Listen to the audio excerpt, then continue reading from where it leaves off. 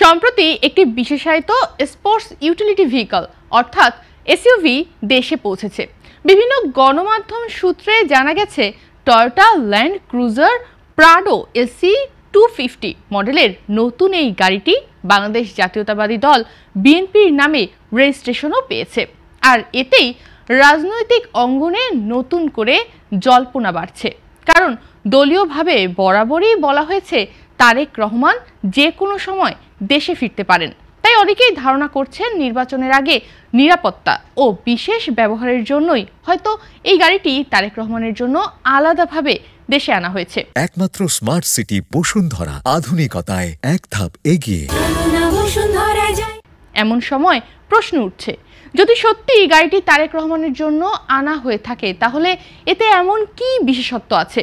এটি কি তাকে অতিরিক্ত নিরাপত্তা দেবে? কি বিশেষ সুবিধা আছে এই গাড়িতে? গাড়িটি কতটা বা আধুনিক? নিরাপত্তার দিক বিবেচনায় গাড়িটি কতটা সুরক্ষিত? সে প্রশ্ন অনেকের মনে।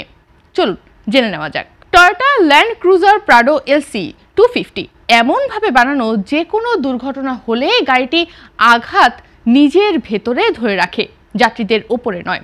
গাড়িটির সামনে ও পাশে বিশেষ স্টিলের কাঠামো থাকে, যা ধাক্কা লাগলে প্রথমে চাপ শোষণ করে নেয়। এতে ভেতরের যাত্রী তুলনামূলকভাবে নিরাপদ থাকে।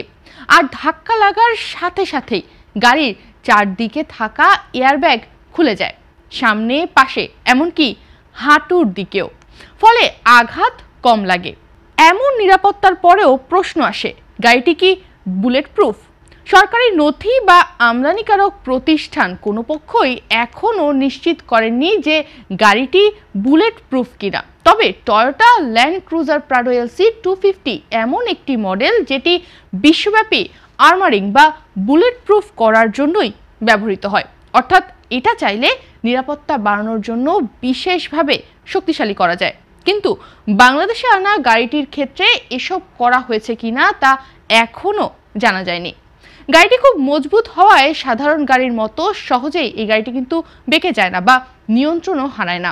কোনো গাড়ি হঠাৎ ব্রেক করলে কিংবা রাস্তায় পিচ্ছিল হলে এর বিশেষ স্থিতিশীলতা প্রযুক্তি গাড়িটিকে সোজা রাখতে সাহায্য করে এবং উল্টে যাওয়ার সম্ভাবনা কিন্তু অনেক কমিয়ে দেয়। নিরাপত্তার দিক থেকে এই মডেলটি কিন্তু অনেক বেশি গুরুত্বপূর্ণ।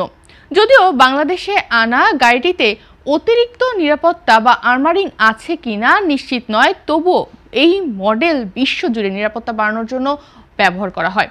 অনেক দেশে দরজা ও জানালায় অতিরিক্ত শক্ত স্তর লাগানো হয়, যাতে বাইরে থেকে কেউ গাড়িতে আঘাত করলে বা শক্ত কিছু ছুঁড়ে মারলে ভেতরে যেন তার কোনো প্রভাব না পড়ে বা সেই জিনিসটি পৌঁছাতে না পারে।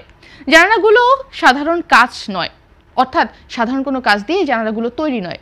যদি বিশেষ নিরাপত্তা গ্লাস এই গাড়িতে ব্যবহার করা হয় তাহলে কাচ ভাঙলেও ছড়িয়ে পড়বে না। অর্থাৎ একেবারে ফুটো করে ঢোকা বা কোনো প্রকার গুলি যদি বাইরে থেকে করা হয়, সেই গুলি ফুটো করে গাড়ির ভেতরে ঢোকা খুব কঠিন হয়ে যাবে। এই গাড়িটির টায়ারেও এমন প্রযুক্তি লাগানো যায় যা টায়ার ক্ষতিগ্রস্ত হলে গাড়ির কিছু দূর পর্যন্ত আরামসে চালানো সম্ভব হয়। এতে জরুরি অবস্থায় দ্রুত নিরাপদ জায়গায় যাওয়া সহজ হয়।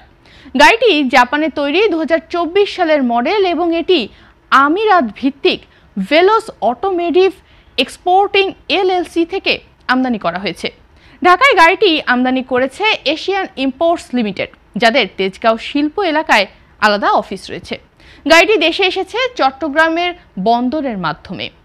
এই গাড়ির দাম ছিল প্রাথমিকভাবে 37,000 মার্কিন ডলার, যা আজকের বিনিময় হারে প্রায় 45 লাখ টাকার সমান।